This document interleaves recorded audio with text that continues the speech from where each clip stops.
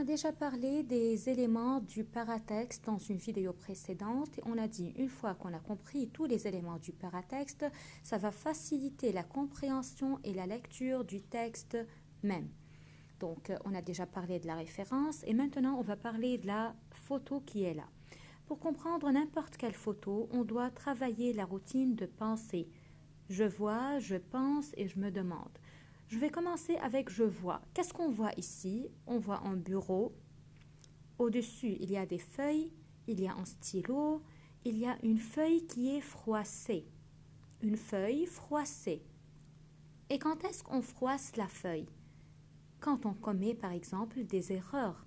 Si j'étais en train d'écrire et j'ai fait une faute, j'ai commis une erreur, alors je froisse la feuille pour la jeter. Alors c'est prêt à jeter ici.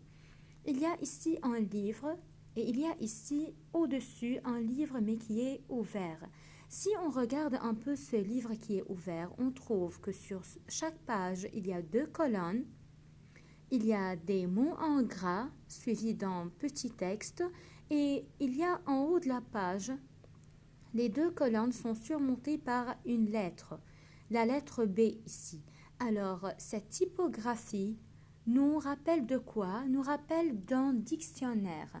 Alors, regardez avec moi ici le dictionnaire qui est ici. Il y a un mot qui est en gras. Il y a le petit texte. Le mot est suivi d'un petit texte ici. Et on a quoi? On a 2 colonnes sur chaque page. Alors, le livre qui est ouvert ici, c'est un quoi? C'est un dictionnaire. Je vois quoi encore? Je vois une fumée. Je vois 3 personnes. Un petit garçon qui est en train de jouer avec le train.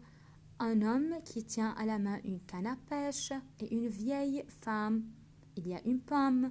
Alors maintenant, on a terminé la première partie. Je vois. On a cité tout ce qu'on a vu. Maintenant, la deuxième partie, je pense. Je pense qu'il y a une personne qui est en train d'écrire.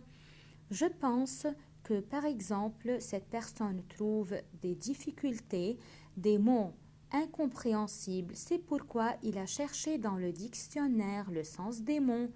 Je pense, par exemple, que cette fumée qui est ici, c'est par exemple, c'est le rêve. Ce sont les pensées de la personne. Car si je regarde très bien, je trouve que le temps et le lieu ne sont pas précisés. Cette fumée nous rappelle un peu le rêve, nous rappelle un peu les pensées. Alors, on arrive à la dernière partie, je me demande. Je me demande, la personne ici, qu'est-ce qu'elle écrit? Puisque le texte est intitulé rédaction, alors rédaction, c'est-à-dire une PE, c'est-à-dire quand j'écris quelque chose. Peut-être la personne est en train d'écrire ou bien de faire une rédaction. Peut-être la personne rêve de quelque chose. Je me demande sur l'occasion de cette rédaction, pourquoi il écrit. Est-ce que c'est un devoir? Est-ce qu'il écrit pour une fête, par exemple? Il écrit sur quoi? Est-ce qu'il écrit sur les enfants? Est-ce qu'il écrit sur le bonheur? Comment être content? On va voir.